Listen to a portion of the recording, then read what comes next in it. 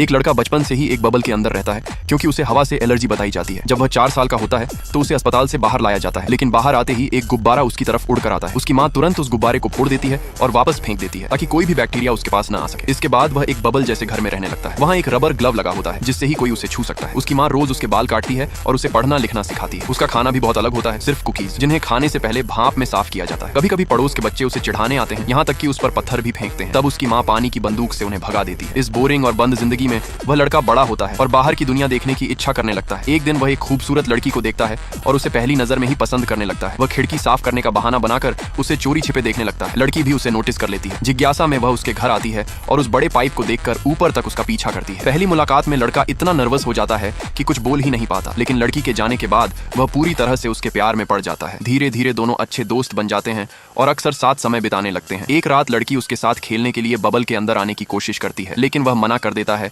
क्योंकि उसे बैक्टीरिया का डर होता है। कुछ दिनों बाद लड़की उसे एक बुरी खबर देती है कि उसकी शादी होने वाली है। ये सुनकर लड़का टूट जाता है और गुस्से में उसे भगा देता है। वह गहरे दुख में डूब जाता है, लेकिन जब वह लड़की का दिया हुआ तोहफा देखता है तो वह उसे वापस पाने का फैसला करता है। वह एक बबल सूट बनाता है और बहुत सावधानी से कमरे से बाहर निकलता है, लेकिन गलती से सीढ़ियों से लुढ़क जाता है। फिर भी हिम्मत करके वह घर से बाहर कदम रखता है। ये पहली बार होता है जब वह बड़े होने के बाद बाहर जाता है और वह बेहद उत्साहित होता है, लेकिन सड़क पर चलते समय उसे एक बस टक्कर मार देती है। किस्मत से उसका बबल सूट बहुत मजबूत होता है और उसे कुछ नहीं होता। वह एक प्लेन पकड़कर निकारागुआ पहुंचता है और पूरी ताकत से दौड़ते हुए आखिरकार शादी तक पहुंच जाता है। वह उस खूबसूरत लड़की को देखकर अपने प्यार का इजहार करता है और हिम्मत करके अपना बबल सूट फाड़ देता है। लड़की यह देखकर भावुक हो जाती है, लेकिन अगले ही पल लड़का बेहोश होकर गिर जाता है। वहां मौजूद सभी लोग निराश हो जाते हैं। तभी लड़की उसका